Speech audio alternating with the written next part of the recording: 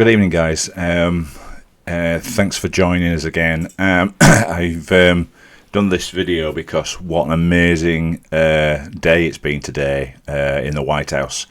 It's quite stunning, really. President Trump had Cyril Ramaphosa, the President of South Africa, over today in the Oval Office. He had come across because of what recent incidents. Obviously, there's been a lot of talk about white farmers in South Africa being genocided and their land taken from them. And there's numerous videos and films of graveyards of thousands of people that have been killed, and also football stadiums full of people chanting "Kill the Boer, kill the Boer," and apparently it's another sort of minority party that's in the South African government that is very, very extremist and radical.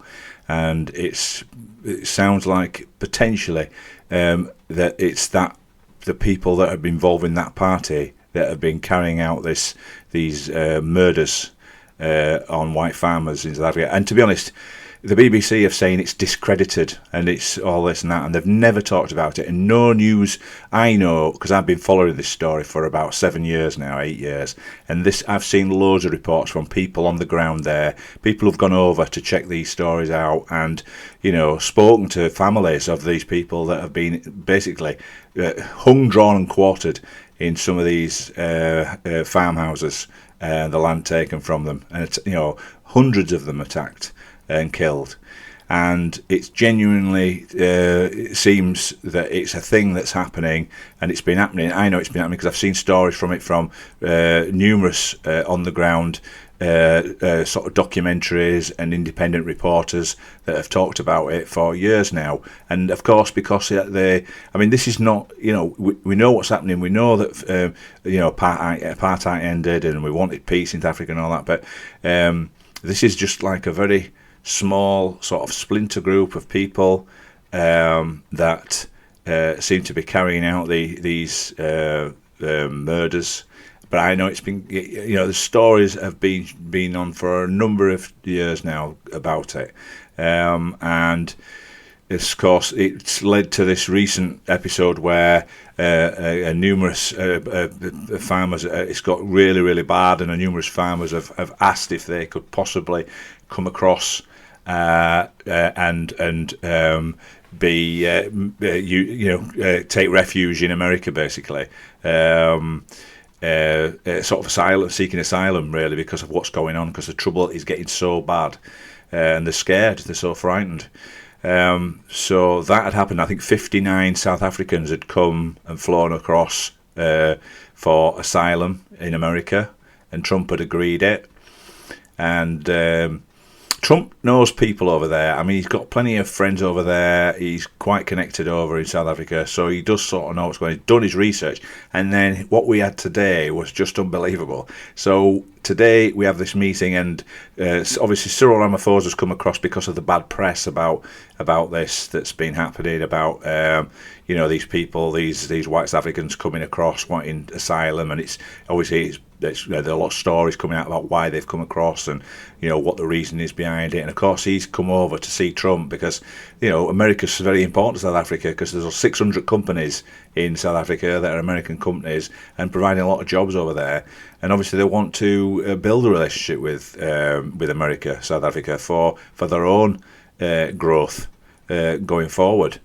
And he obviously thought that was what he'd come for, to talk about trade and whatnot. But then he got to a stage where they asked a few questions, and then boom,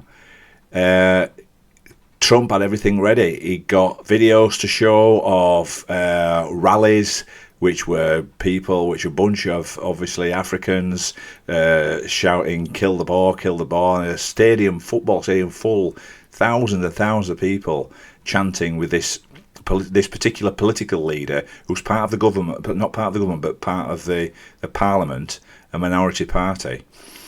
and it seems very, very radical, and it was very, very violent. And then it showed numerous other things of people being interviewed, and dead people that have been attacked, and graveyards that were full of supposedly full of people that have been killed on farms, white South Africans that have been killed on farms.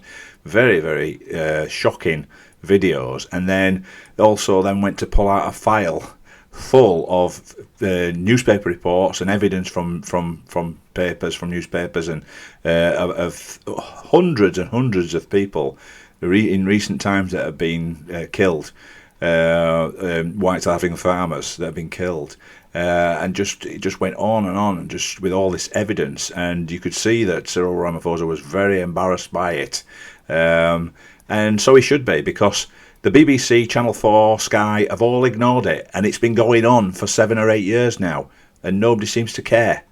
And anyway, so what I want to do is show you the main part of where it kicked off, which was quite shocking.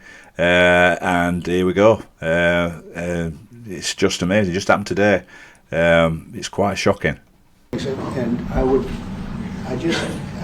it has to be responded to. Yeah, sure. Let me see the articles, please, if you would. And turn the lights down. Turn the lights down. Turn the lights just down. Just put this on. It's Cameras right behind roll. you. Video roll, amazing. This was all ready to go. With or without you, people are going to occupy land. We require no permission from you, from the president, from no one. This is the parliament. We don't care. We can do whatever you want to do. Who are you to tell us whether we can occupy land or not? We are going to occupy land. Yeah. South Africa occupy land. That's who we are. Can we withdraw my membership from this useless parliament? Yes, honorable member. Must never be scared to kill. A revolution demands that at some point there must be killing, because the killing is part of a revolutionary act. Shoot to kill. Yamaza. Kill the poor, the farmer. Kill the poor, the farmer. Pa, pa.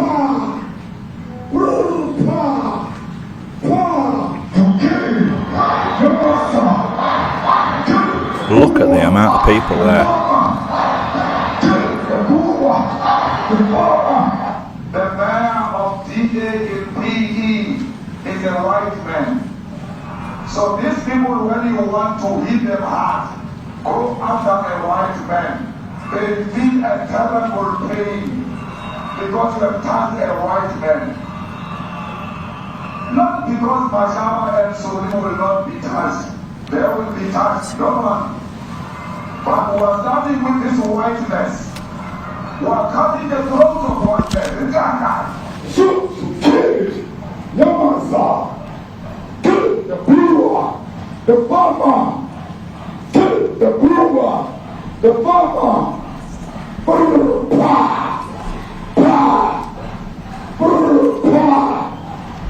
Shoot to kill. Yamaza. Kill the brewer. The farmer. Kill the brewer. The farmer.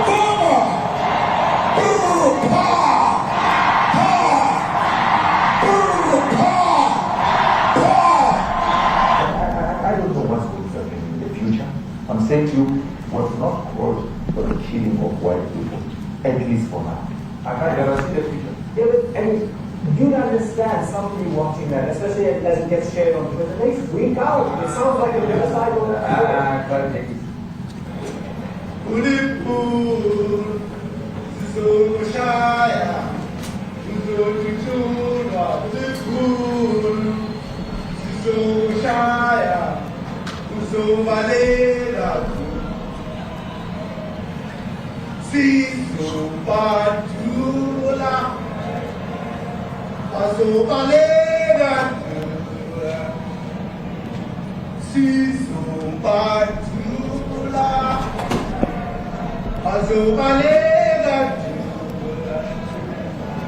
Who will expropriate land without compensation, whether they like it or not. If they object, they can seek refugee in America. Now this is very bad. These are burial sites right here. Burial sites. Over 1,000 of white farmers, and those cars are lined up to pay love on a Sunday morning.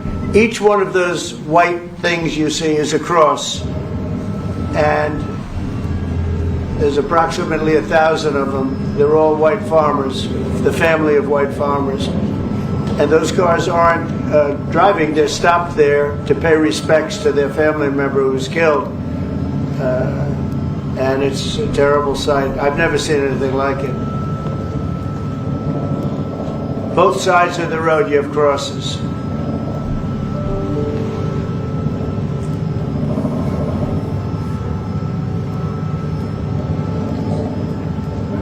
Those people were all killed.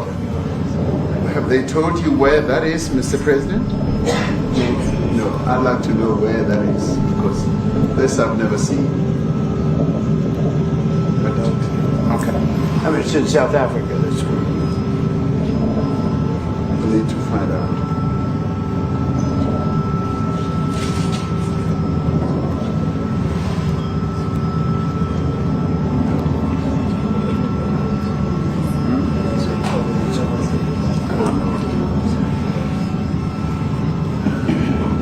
Those people.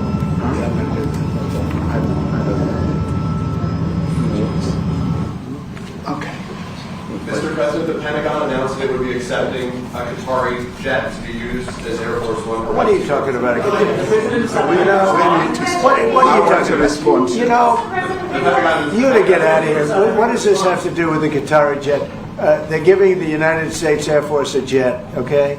And it's a great thing. We're talking about a lot of other things. It's NBC trying to get off the subject of what you just saw. You are a real, you're a terrible reporter. Number one, you don't have what it takes to be a reporter. You're not smart enough. But for you to go into a subject about a jet that was given to the United States Air Force, which was a very nice thing, they also gave $5.1 trillion worth of investment in addition to the jet. Go back, you ought to go back to your studio at NBC, because Brian Roberts and the people that run that place, they ought to be investigated. They are so terrible the way you run that network, and you're a disgrace. No more questions from you. Go ahead. Go ahead, talk about that. His name is Peter something. He's a terrible reporter. Quiet. That's my question now. Let's go. Thank you so much. President Trump and a disaster from the UNCA in South Africa. Thank you very much. Thank you very much. What would you like President Ramaphosa to do about the situation that we've just seen on the screen? I don't know. Look, these are articles over the last few days. Death of people. Death. Horrible death. Death. I don't know. To pick anyone. White South Africans are fleeing because of the violence and racist laws. And this is all. I mean, I'll give these to you. So when you say, what would I like to do? I don't know what to do. Look at this. White South African couple say that they were attacked violently. And, President Trump, when will you go and see for yourself if it is indeed? well, I could do that. Look, here's burial sites all over the place. These are all white farmers that are being buried. And he asks about a jet that was given. You ought to be ashamed of yourself. You are so bad. You're such a bad reporter.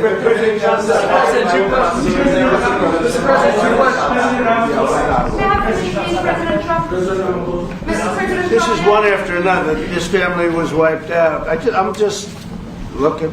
Can we get a report from President Ramaphosa, Your please? reaction to those videos, Mr. President? President Trump. Well, I think the videos are so. No. When you look at the videos, I mean, how does it get worse? And these are people that are officials, and they're saying that kill the white farmer and take their land. That's what it is. And I have other friends in South Africa. I have people that left. One in particular that says you can't go there. He said they want to take your land. They take your land and they kill you. It's okay, and they say it's okay to do. Now we're going to talk about it, but this is a tremendous look. This is a story recent. these are all people that recently got killed. Yeah. And I don't know how it can get any worse. These are and you know, the men that you saw, the people that you saw in that movie, those are officials. Those are people that were in office. They had one march, they had a dance in your parliament, whatever you may call it, legislature. But let me clarify that. Yeah, let me clarify that, because what you saw, the speeches that were being made, one, that is not government policy. We have a multi-party democracy in South Africa that allows people to express themselves, political parties to adhere to various policies, and in many cases, or in some cases, those policies do not go along with government policy. Our government policy is completely against what he was saying, even in the parliament. And they're a small minority party, which is allowed to exist in terms of our constitution. But you do allow them to take land. No. You do allow them to take land. Nobody can and take then when land. they take the land, they kill the white farmer. And when they kill the white farmer, nothing happens to them. No, there is nothing happens to them. There is criminality in our country. People who do get killed, unfortunately, through criminal activity, are not only white people. Majority of them are black people. And we have now been utilized. The farmers are not black. I don't now, say that's good or bad, but the farmers are not black. And the people that are being killed in large numbers, and you saw all those grave sites, and those are people that loved ones going, I guess on a Sunday morning, they told me, to pay respect to their loved ones that were killed. Their heads chopped off. They died violently. But coming back to this issue, which I really would like us to talk about, and talk about it very calmly, we were taught by Nelson Mandela that whenever there are problems, people need to sit down around a table and talk about them. Well, there are problems. And this is precisely what we would also like to talk about, including, of course, trade matters, investment matters. So the issues that concern you as the United States, those are all recent. Those are all deaths. Yeah, in many ways, I mean, one should say you are a partner of South Africa, and you are raising concerns, and these are concerns that we are willing to talk to you about. Let me just add quickly, you know, the criminality that we are experiencing in our country needs quite a lot of technological capability. And in one of our areas in South Africa, we're using US technology, which is able to, in many ways, identify where shootings are happening and all that. And I'd like to talk about that, because there is support that we can get from you as the United States to help us deal with all these acts of criminality. And that is what I believe partnership is all about. And we are here as a partner so that... So there we go. It goes on quite a bit, and there's Ernie Els speaks with a golfer and a couple of other people there in the Oval Office that are from South Africa that wanted to be at this meeting. They have a turn in saying, having a say on the matter and what's going on. But it was a extremely incendiary meeting, and you have to take that off to Trump for actually taking this on. It's getting criticised all over the place now, but they're criticising him because they know they've ignored it for so long. The BBC have come out and said, "Oh, this discredited genocide of white families." It's not discredited. It's not. They just don't even want to know about it because it doesn't fit the narrative, does it? It doesn't fit the narrative that white people are getting killed. Like it doesn't fit the narrative that Christians are getting killed all over the place in Africa, not particularly South Africa, but in the rest of Africa. It doesn't fit the narrative, so they don't even report it. You know, they're just Christians. So what? You know, and this is the same thing. It doesn't fit the narrative of the BBC. It's definitely not being discredited. And Trump has just basically given it some daylight for the first time in a long time. It's just been hidden from people. It's just been hidden from people. Anyway, so well done, President Trump, for bringing that up. I thought that was amazing to do that in front of the world's press, because otherwise they just ignore it. So they're there for a press conference. They're all there, ABC, NBC, all the lefty news media, and they had to sit there and film it and watch it. And that's the best way to do it. It's guerrilla politics, really. They had to see it. Else they'd just ignore it otherwise. If he did a proper announcement about it, or announced that he was talking about this, they wouldn't even bother. So I thought I'd just bring that. It's happened today. It's fresh off the press. I thought it was a bit of a long video, but it was worth watching, and quite astonishing, really, that's happened today. And well done to Trump for bringing it out into the open. And now let's see what happens. Hopefully something will happen. Probably not, but something will happen, and maybe you might get some of these left-wing newspapers and left-wing media, left-wing TV news channels in the UK and in the USA actually talking about it for once, because it's real. Okay, thanks very much for watching the video, and I will see you on the next one.